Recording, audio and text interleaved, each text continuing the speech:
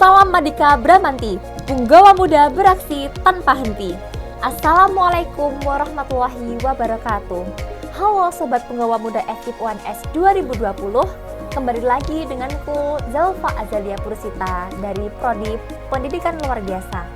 Nah, pada sesi ngobrol santuy kali ini atau ngobrol asik lah ya istilahnya, kita kedatangan tamu yang spesial loh. Ayo, bisa nebak nggak nih kira-kira siapa ya tamu spesial kali ini? Yaudah deh, nggak usah berlama-lama ya. Kita sambut Mbak Mutia. Halo Mbak Mut. Halo Zalfa. Oke, apa kabar Mbak? Alhamdulillah kabarnya baik. Zalfa baik juga kan? Alhamdulillah baik. Udah makan? Belum sih. Belum makan. Udah makan bareng ya abis ini? Habis ini ya. Oke. Nah, Mbak Mutia ini tuh seorang mawapres guys.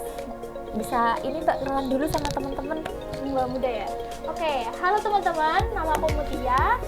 Aku dari Prodi Bimbingan Konseling angkatan 2017 atau sekarang semester 7. Dan alhamdulillah kemarin dapat kesempatan yang luar biasa untuk menjadi mawapres utama FKIP. Gitu.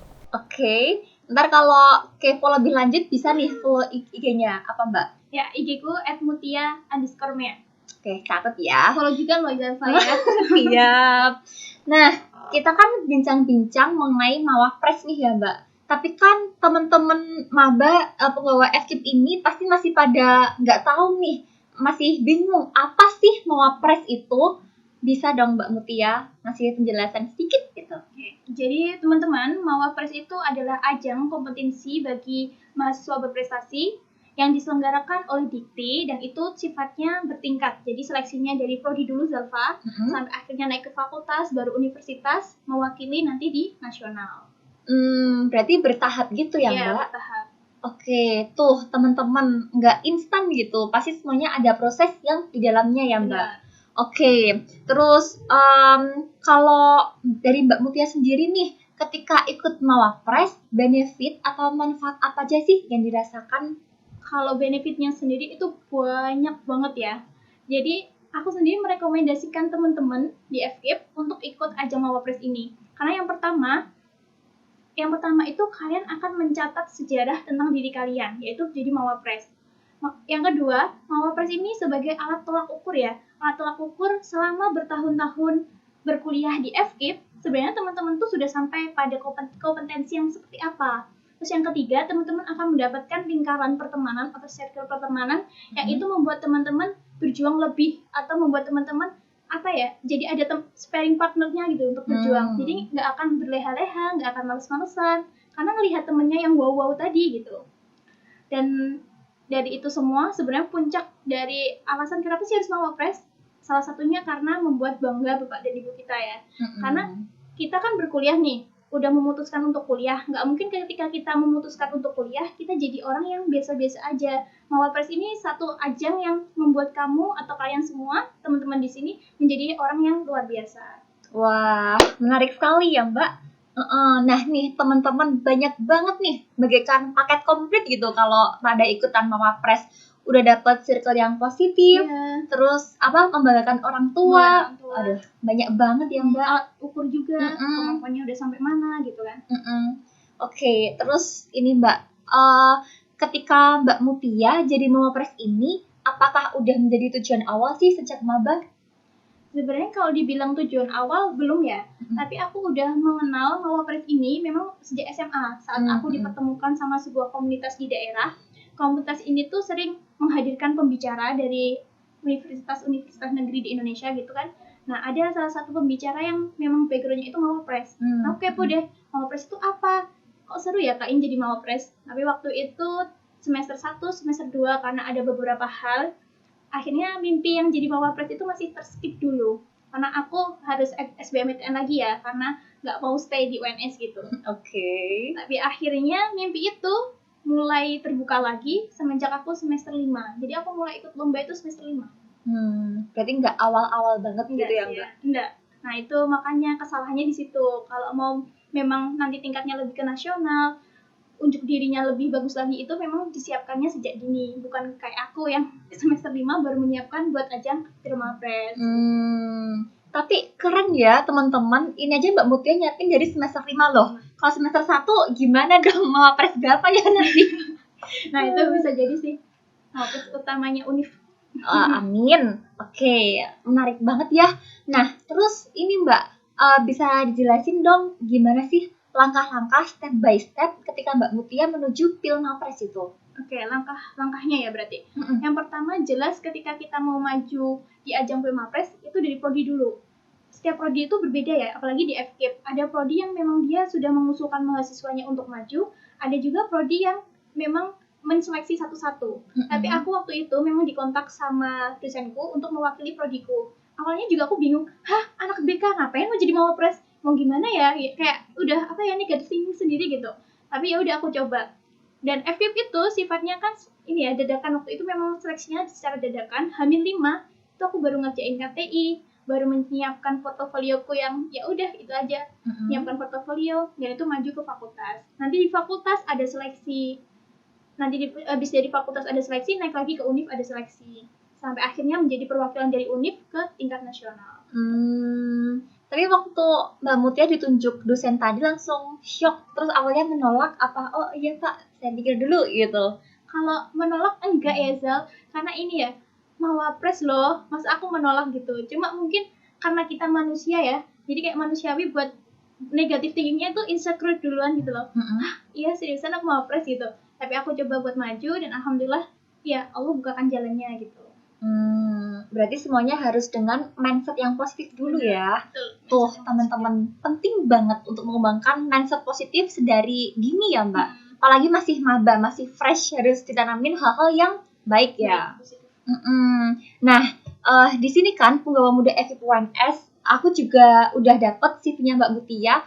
Prestasinya ini banyak banget nih. Dari aku bacain beberapanya ya. Mbak Mutia ini pernah juara 2 LKTI se-Kabupaten Nganjuk, terus juara 2 Lomba Isai Nasional UNJ, pernah juga juara harapan 1 Olimpiade Veterania FKH UGM, dan lain-lain. Ini karena banyak banget guys, kalau dibacain ntar sampai 1 jam kali ya. Karena saking banyaknya gitu. Nah, aku jadi kepo nih Mbak, kok bisa gitu mencapai prestasi yang sebanyak ini? Oke. Awalnya mungkin kita seringnya bingung ya Zal, kayak kita mau apa sih gitu. Tapi yang perlu diketahui pada diri kita gitu, kita mau berusaha nggak, mau mencoba memulai ya sesuatu hal yang itu keluar di zona nyamannya kita gitu. Awalnya juga aku nggak tahu harus gimana gitu.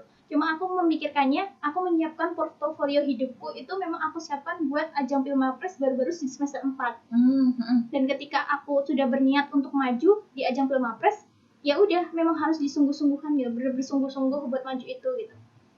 Selanjutnya tahap-tahap selanjutnya sebenarnya itu akan mengikuti gitu. Kalau kita ada kemauan kuat, niatnya udah lurus, dukungan dari beberapa orang, ya udah selanjutnya akan gampang gitu.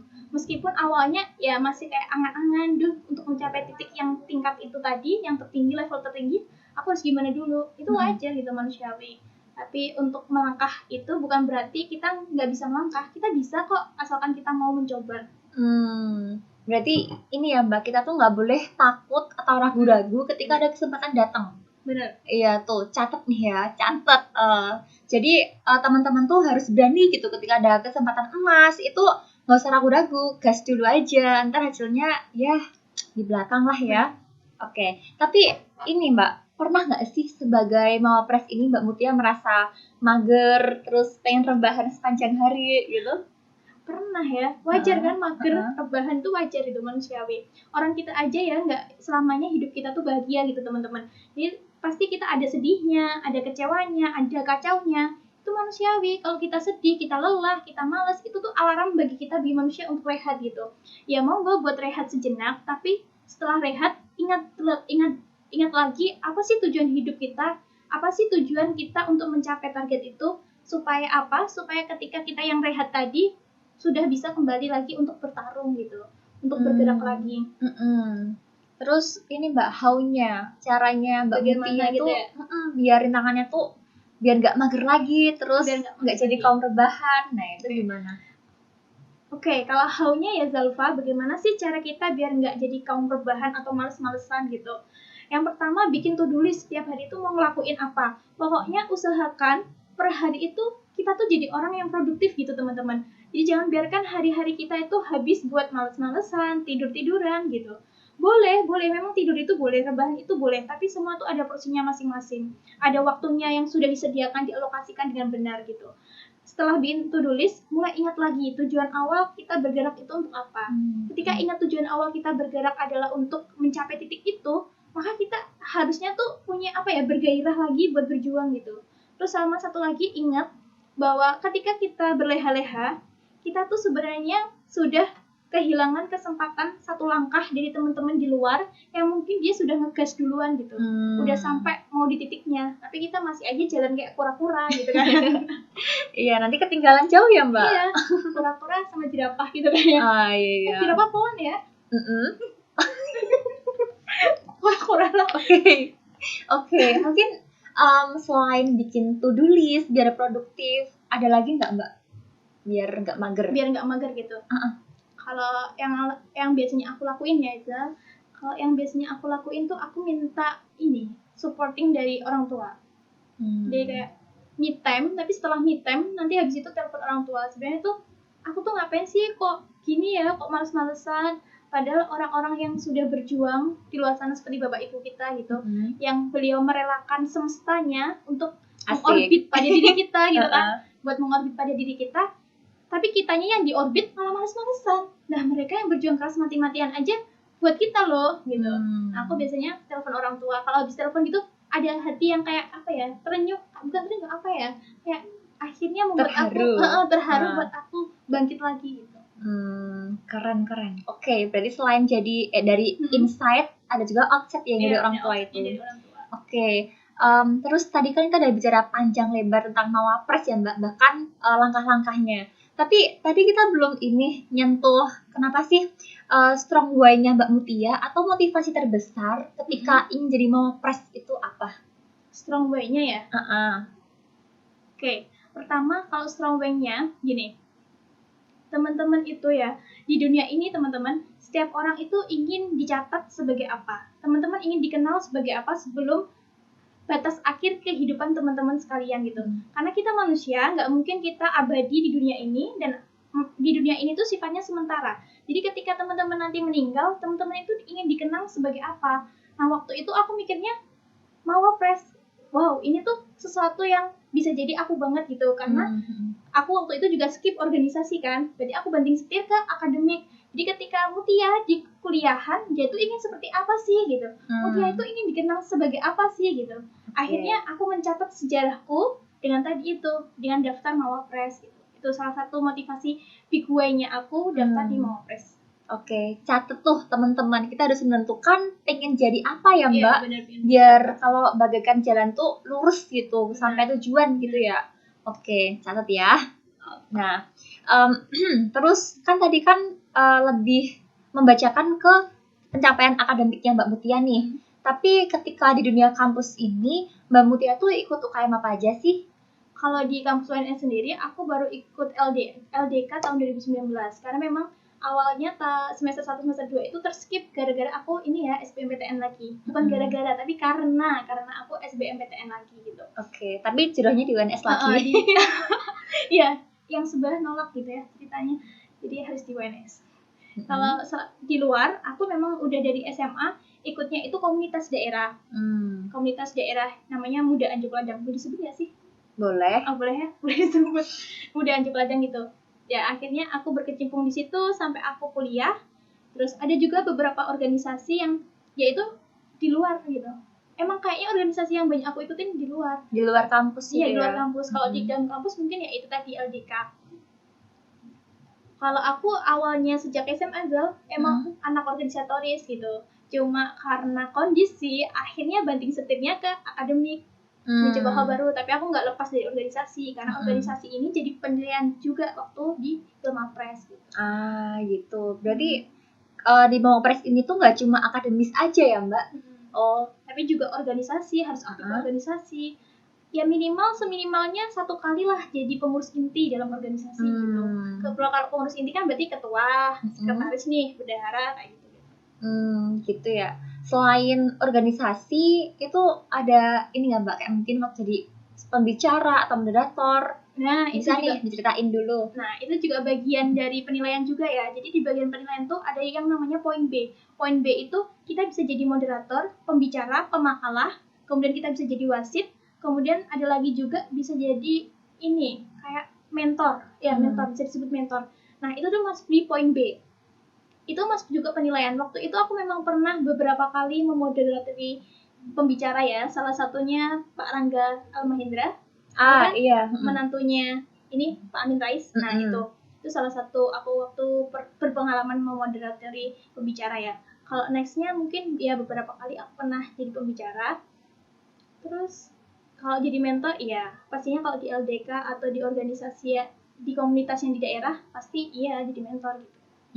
Oke. Berarti aktif banget ya teman-teman Mawapres itu, nggak cuma akademis tapi sosialnya juga oke, terus jiwa pedulinya juga oke. Ya, paket komplit nih.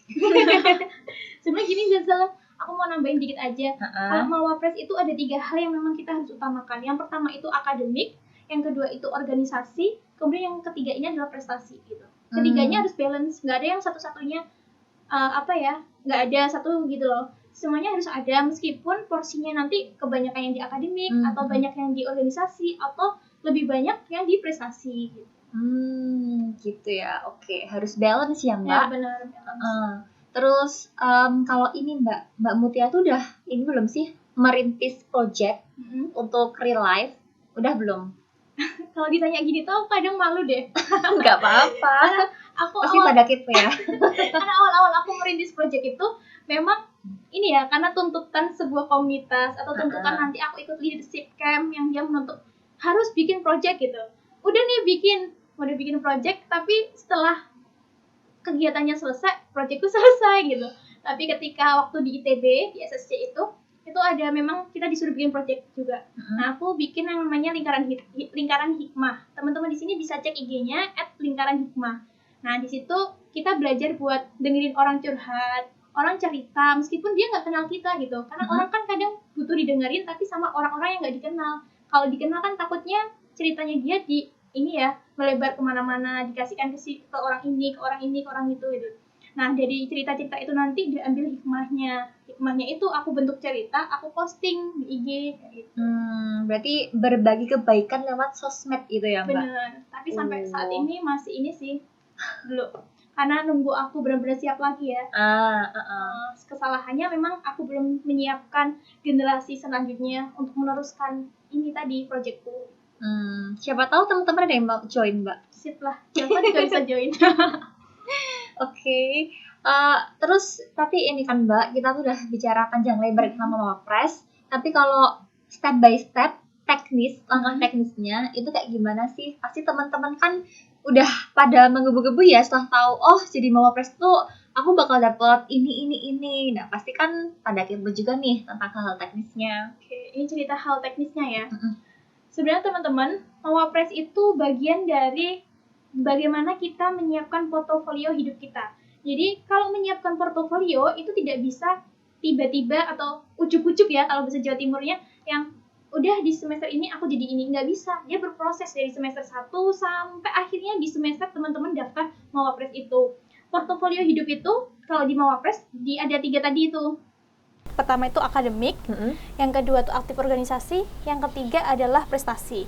Oke, kita next ke yang namanya aktif organisasi. Kenapa sih Mawapres dituntut buat aktif organisasi? Jadi teman-teman untuk menjadi Mawapres, teman-teman juga harus aktif yang namanya organisasi.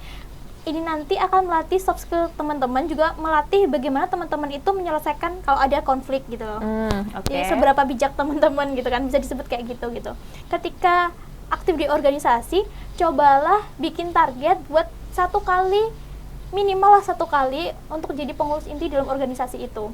Kalau dalam penilaian Mawapres sendiri, Zalfa, itu tuh ada 3 ya. Ada 3. Yang pertama itu HMP, UKM, sama BEM. BEM ini yang paling tinggi nilainya ketika nanti di penilaian Mawapres gitu. Tapi sebenarnya ada lagi. Nanti ketika teman-teman ikut organisasi di luar dan itu sifatnya nasional, itu nilainya juga lebih tinggi lagi gitu. Terus yang ketiga, prestasi, soal prestasi. Jadi, cobalah ketika menjadi mahasiswa itu ikut lomba-lomba. Kalau teman-teman memang background-nya penulis, berarti suka yang ilmiah-ilmiah, ikut lomba KTI, ikut lomba esai. Tapi kalau teman-teman nggak ada background di penulis, nggak usah maksain jadi penulis, nggak usah maksain nulis gitu. Coba hal yang lain, seni budaya, bisa jadi paduan suara, ikut lomba paduan suara. Terus kalau dia punya jago di teknologi sama sains, coba ikut lomba robotik gitu kan ya. Kemudian kalau jago di bidang kewirausahaan, coba ikutlah lomba kewirausahaan, kan banyak ya bikin ini Kayak business plan. business plan canvas gitu. Nah, coba gitu. Aku saranin juga, ini karena ini ya teman-teman, berdasarkan pengalamanku pribadi, bahwa aku belum cukup untuk mengumpulkan sertifikat yang aku tuh udah go internasional gitu. Jadi itu yang membedakan penilaian kita nanti dengan teman-teman yang udah go internasional. Usahain buat semester 1, 2, 3, 4 itu ikut lomba-lomba yang nasional dulu. Kemudian nanti yang semester selanjutnya, semester 5, 6, sampai akhirnya daftar Mawapres, baru ikut lomba yang internasional. Itulah yang membuat nilai kita lebih tinggi dibanding yang lain gitu. Kemudian aku mau nambahin juga, aku tuh lupa, ada 2 lagi ya. Yang pertama itu nomor 4, nomor 4 bikin KTI. Bikin KTI, karya tulis ilmiah. Kalau bikin KTI, karya tulis ilmiah, cobalah cari sesuatu yang baru, yang ada nilai novelty-nya. Nilai novelty itu adalah nilai pembaharuan. Jadi teman-teman nggak niru produknya orang lain. Jadi teman-teman berusaha menciptakan suatu produk yang baru. Kalau udah ada produk yang baru, kalau udah ada produknya, kenapa bikin yang sama? Kan sia-sia, kan nggak akan menang gitu loh. Pasti nyarinya yang new gitu, nyarinya yang baru, yang bisa diterapin, yang bisa apply buat kehidupan manusia, yang bermanfaat buat kehidupan manusia. Nah, aku tuh berawalnya, Mbak, tapi kalau nyari yang sesuatu yang baru itu tuh nggak mudah gitu. Ya aku awalnya juga kayak gitu, aku ngerasa kesulitan buat nyari sesuatu yang baru gitu. Tapi aku mikir lagi, ada namanya ini ya, ATM, amati, tiru, modifikasi. Coba amati suatu produk yang bagus, habis itu tiru, kemudian modifikasi jadi produkmu sendiri. Kayak gitu. Kemudian yang kelima, kuasai bahasa Inggris dan belajarlah public speaking yang benar. Aku ngomong kayak gini bukan berarti aku udah jago banget bahasa Inggrisnya, enggak. Minimal udah bisa lah bahasa Inggris dalam kehidupan sehari-hari. Karena nanti ketika teman-teman sudah jadi Mawapres, teman-teman dituntut buat presentasiin kayak tulis teman-teman itu dalam bahasa Inggris gitu. Itu full ya, Mbak? Iya, full banget dalam bahasa Inggris. Meskipun KTI kita sebenarnya bahasa Indonesia gitu kan ya. Tapi ketika presentasi dituntutnya pakai bahasa Inggris gitu. Ya minimal itulah ya, minimal cara ngomong sehari-hari pakai bahasa Inggris tuh gimana gitu, sama belajar gimana bahasa Inggrisin KTI kita gitu. Gitu. Sama belajar public speakingnya dibenerin. Tapi kalau kayak sertifikat TOEFL, IELTS itu masuk nggak, Mbak? Sebenarnya kalau dimasukin itu kan jadi syarat pendukung yang valid banget ya. Jadi kalau kamu jago bahasa Inggris, ya ini pendukungnya tuh bener-bener valid gitu. Kalau waktu aku dulu daftar Mawapres ini, aku belum sampai melampirkan ini sertifikat TOEFL atau IELTS ya. Jadinya ya nggak apa-apa sebenarnya nggak dilampirkan. Tapi kalau teman-teman punya dan teman-teman sudah mengusahakan untuk mendapatkan sertifikat itu, jika dilampirkan ya itu lebih baik gitu kan. Oh ya, satu lagi aku mau nambahin. Apa tuh? Kalau di tingkat nasional nih Zaf, jadi kalau teman-teman memang targetnya di tingkat nasional, coba ini ya, belajarlah untuk bersikap dan berperilaku psikologinya tuh baik gitu. Karena itu dinilai. Percuma teman-teman kita punya prestasi segudang, percuma kalau kita itu dianggap jadi orang yang pinter banget, yang menginspirasi, tapi nyatanya diri kita tuh penuh kesombongan, diri kita nggak mau membaur sama orang-orang yang lainnya, karena itu tuh dinilai gitu.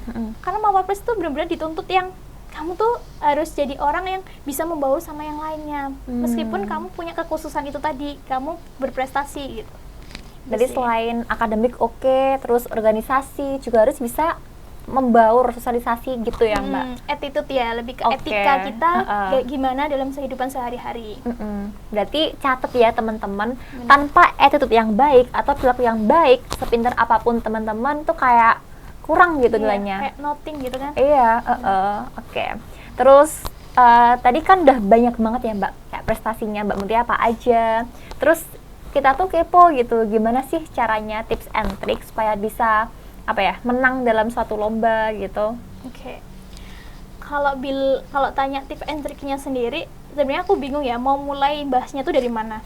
Karena ketika aku memutuskan untuk ikut lomba dan aku bisa menjadi pemenang, menjadi juara itu, aku udah melewati proses yang beberapa kali. Proses gagal yang bisa dihitung sampai 5 kalian lah ya untuk menemukan suatu pattern, untuk menemukan suatu pola. Oh ini loh caranya menang tuh, kamu tuh titik kuncinya itu di sini gitu. Itu berulang kali gitu. Coba teman-teman kalau memang backgroundnya suka nulis kayak aku yang nulis esai sama KTI, tipsnya itu buatlah tadi satu yang baru, yang inovatif, produknya yang baru. Dan ketika teman-teman mencoba sesuatu yang baru itu, cobalah teman-teman bener-bener ngerjainnya, tulisannya itu yang dia itu nulisnya bener dan tepat, dari ejaannya, terus dari gimana dia menyusun kerangka berpikirnya itu juga harus tepat. Kadang orang nulis ya asal nulis, tapi ketika dibaca lagi kerangka berpikirnya itu nggak runtut.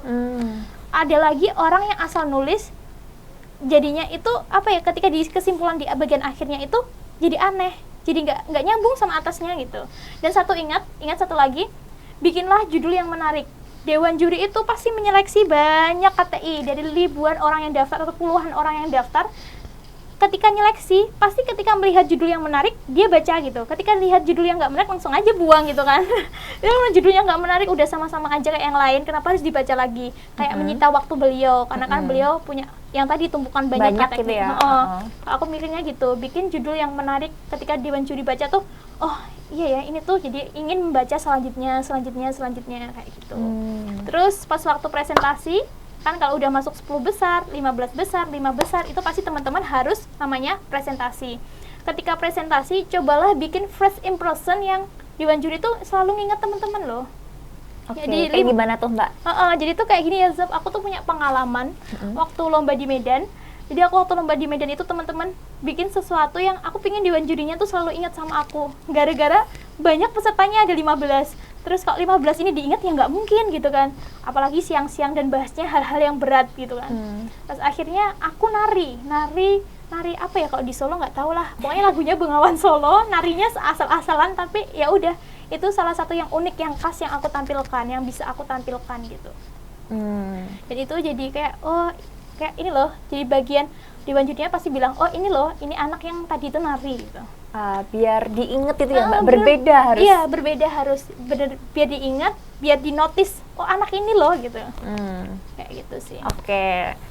Nah, tadi kan udah banyak banget ya Mbak pencapaian yang luar biasa itu. Nah, kami juga kepo dong, gimana sih tips and tricks supaya bisa menang lomba? Oke, ini soal tips and trick ya. Yang pertama itu yang perlu kita mulai lakukan itu mencoba niat yang lurus. Jadi niatnya tuh dibenerin. Ikut lomba itu sebenarnya untuk apa sih? Kalau ikut lomba hanya untuk mencapai kemenangan, terus dipuji orang, reward itu nanti kalau ketika ekspektasi kita ini ya nggak tercapai, nggak seperti itu, gagal gitu, kita akan sedih. Sedihnya tuh akan berat gitu. Jadi kembalikan niat itu ke yang lurus, ke Allah gitu. Semua kembali ke Allah gitu, apapun usahanya kita. Terus yang kedua, coba brainstorming ide-ide yang baru, yang ada nilai novelty-nya, ada nilai pembaharuan. Percuma ya kalau kita ini buat ya teman-teman sesuatu hal yang sama-sama aja sama kemarin. Pasti kan yang dicari itu sesuatu yang baru yang belum ada saat ini gitu. Yang ada nilai inovatifnya. Kemudian yang ketiga, ketika teman-teman mencoba lomba itu, pas waktu tampil presentasi kan kadang diambil 15-10% ya. 15-10 besar maksudku. Nah, itu tuh siapkan presentasi yang membuat Dewan Juri itu first impression-nya bagus ke teman-teman. Ya nggak mungkin ya kalau Dewan Juri itu jumlah pesertanya 15-10, mengingat semua peserta itu nggak mungkin. Jadi ya harus tampilkan diri kalian yang seunik mungkin gitu. Dulu tuh Zalfa, pengalamanku waktu di Medan, aku benar-benar menampilkan diriku itu ya mencoba sesuatu hal yang unik. Dengan apa? Itu? Nari gitu. Ya walaupun aku bukan ahli dalam menari ya, jadi coba aja nari gitu. Nari ya lagunya Bengawan Solo. Gitu. Tarinya apa itu Mbak? Ya cuma gini, nggak usah dibahas ya. Iya. Ya kayak gitu. Tapi ya first impression-nya Dewan Juri tuh mengingatnya aku tuh, oh ini loh pemenangnya tuh yang dia bisa nari gitu. Dia bisa nari. Padahal juga sebenarnya nggak bisa nari, tapi ingatnya itu lagi yang bisa nari. Gitu. Karena unik dan beda gitu karena ya. Unik dan beda. Oh ya, ini lagi satu hal, ketika bikin sesuatu dan itu termasuk tulisan yang ilmiah ya, yang karya ilmiah, karena backgroundku karya ilmiah, cobalah bikin judul yang berbeda dari biasanya. Bikin judul yang menarik, yang belum pernah ada ya. Karena apa? Dewan Juri itu menyeleksi banyak kayak puluhan atau bahkan ribuan ya kalau pendaftarnya banyak, KTI terus esai kan. Kalau seumpama nyeleksi satu-satu itu akan memakan waktu yang banyak. Jadi yang pertama dilihat itu adalah judul. Ketika judulnya menarik akan dibaca selanjutnya sampai selesai ya. Benar. Tapi kalau judulnya nggak menarik ya udah lempar ke tempat yang sama kayak teman-teman yang nggak akan lolos gitu. Oke. Terus yang terakhir teman-teman, jangan takut gagal. Gagal itu wajar bagi kita manusia ya. Terus yang nggak wajarnya itu adalah ketika kita nggak mau berusaha itu. Jadi ketika gagal, jadikan gagal itu sebagai batu loncatan kita untuk menjadi pemenang. 1, 2 kali, 3 kali, 4 kali, 5 kali gagal itu nggak masalah. Yang penting kita sudah berusaha. Itu sih. Kalau ada kesempatan ya udah coba dulu aja ya benar, Mbak. coba dulu aja. Jangan takut gagal ya. Benar. Terus ini kan Mbak, kan saking antusiasnya penggawa muda ini, kita juga membuka nih Q&A di @generasi_FKIP1S. Ada beberapa pertanyaan yang masuk Mbak. Wah, Yang banyak, pertama, sebenarnya tuh banyak banget kan Mbak. Tapi kalau dibacain semua kayaknya 1 jam 2 jam kali ya. Karena banyak banget. Nah maka dari itu kita pilih 3 pertanyaan aja ya. Yang pertama ada dari @guntur_g. Ada pertanyaan nih Mbak, Mawapres kalau gabut itu ngapain sih? Lucu ya pertanyaannya. Oke, buat Guntur_g ya dan teman-temannya, kalau mau wapres gabut itu ngapain sih? Jadi ngepoin aku dong ya. Ya, aku sih manusia ya, jadi wajar kalau ada gabutnya juga gitu. Aku kalau gabut biasanya melakukan hal-hal yang aku sukai, meskipun kegabutanku juga kadang aku gunakan untuk istirahat ya. Orang namanya gabut nggak ada kerjaan, ya udah istirahat aja. Istirahat itu bukan hal yang salah loh. Kita nggak terus-terusan bekerja karena tubuh kita memang akan menuntut haknya. Ketika hak untuk istirahat, hak untuk makan itu nggak terpenuhi, maka suatu saat dia akan menuntut haknya. Ya apa? Menuntut haknya itu ya kayak sakit kayak gitu. Makanya ketika gabut gunakan waktu itu untuk istirahat, atau enggak lakukan sesuatu hal yang kalian sukai, yang teman-teman sukai, tapi itu tuh produktif gitu. Yang penting tuh sehari itu produktif lah. 1 aja nggak apa-apa, yang penting produktif. Berarti sesuai passionnya gitu ya? ya? Iya benar, apa yang disukai. Kalau aku sukanya ini, ngoret-ngoret gambaran gitu. Meskipun aku nggak jago sih gambar, tapi aku suka mewarnai, kayak kembali kelas TK ya. Iya. Ya nggak apa-apa sih. Yang penting kan seneng ya. Gabutnya berfaedah gitu ya Mbak. Oke, next question ya. Yang kedua ada dari @bayu_rispa. Mawapres pernah ngerasain insecure nggak? Oke. Untuk pertanyaan ini ya, itu tuh wajar gitu. Setiap orang pasti merasakan yang namanya insecure. Insecure ini kan diawali dari adanya overthinking ya. Aku dulu waktu daftar Mawapres aku juga insecure gitu. Aku tuh anak BK ya, yang apa ya, yang pengalamanku dalam perlombaan tuh aku ngiranya belum pantas lah buat ikut Mawapres. Tapi aku waktu itu emang dosen-dosen tuh support ya. Jadinya ya udah maju dulu aja, coba dulu aja. Ya akhirnya seperti ini gitu. Jadi insecure itu wajar. Karena apa? Karena kita tuh terlalu memikirkan sesuatu hal yang kita menuntut diri kita tuh lebih gitu.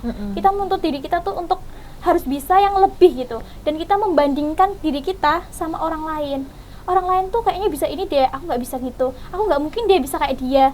Aku tuh kurangnya ini deh, dia tuh kok nggak ada kurang-kurangnya ya. Akhirnya kita tuh insecure, kita tuh minder sendiri gitu kan. Nah perlu kita ketahui ya, kalau insecure atau overthinking ini lama-lama sering kita jadiin habit atau sering-sering kita jadiin mindset dalam diri kita, ya lama-lama diri kita itu nggak akan pernah mengenal diri kita gitu. Ya self love-nya akan kurang gitu. Dan awareness sama diri kita, kesadaran diri kita itu juga akan menurun gitu. Gimana kita bisa melakukan yang terbaik dengan diri kita jika kita aja nggak pernah sadar tentang diri kita? Rumput tetangga itu akan selalu hijau kan ya Zalfa. Jadi kita kalau melihat sana sini, ya dia hijau terus gitu loh. Ya kapan kita ngelihat diri kita sendiri gitu, karena kita seringnya ngelihat orang lain sampai lupa sama diri sendiri. Padahal ketika berjuang yang kita butuhkan itu diri kita gitu. Berarti nggak usah lihat pencapaian orang lain terlalu dalam ya Mbak, takutnya malah insecure. Betul, udah jalan aja gitu, jalan dengan be the best version of you gitu, jalan dengan versi terbaik kamu gitu. Gimana? Terjawab ya? Terus kita pilih pertanyaan terakhir ya Mbak. Dari @elvina.ic. Saat kita stuck, saat ngerjain sesuatu, trik apa sih yang bisa dipakai untuk bisa tetap semangat? Trik ketika stuck ya, wajar ya manusia mengalami stuck itu. Aku juga pernah mengalami di titik aku tuh nggak bisa nemuin ide-ide dalam otakku gitu. Terus kayaknya apa yang aku pikirkan ini kayaknya nggak masuk akal deh, kayak nggak ada yang bisa aku kerjain gitu. Ada beberapa inspirator ide ya dalam diri kita yang bisa kita temukan pada kesempatan atau pada kegiatan yang kita sukai. Kalau aku tipenya ada 3 hal sih, agak konyol juga sih Zalfa ya. Apa itu? Aku tuh kalau stagnan untuk mencari ide itu, yang pertama aku naik motor keliling dan itu nggak tahu arah, ya nggak ada tujuan juga mau kemana. Ya udah pokoknya naik motor aja gitu. Terus tiba-tiba nanti setengah perjalanan, seperempat perjalanan atau beberapa perjalanan gitu, aku berhenti. Kalau aku berhenti di tepi terus aku megang HP, itu berarti aku mencatat ide gitu kan. Terus yang kedua itu ketika aku nyuci baju. Oke. Jadi kalau nyuci baju itu apa ya? Kita tuh kayak self talking sama diri kita sendiri loh, kayak ngerasa merefleksi, juga kita mencari sesuatu yang baru, kita bicara sama diri kita sendiri gitu kan. Kalau nyuci kan tangannya gerak tapi otak itu diajak mikir gitu. Terus akhirnya nemuin sesuatu ide. Terus yang ketiga itu ketika aku ngelukis atau apa ya, kayak mewarnai lah ya, benar mewarnai. Ketika mewarnai itu aku benar-benar merasa muncul gitu dari gambarnya, padahal gambarnya juga nggak ngapa-ngapain kan, tapi kayak ada inspirasi gitu. Makanya aku sebut itu sebagai inspiratorku dalam menemukan ide.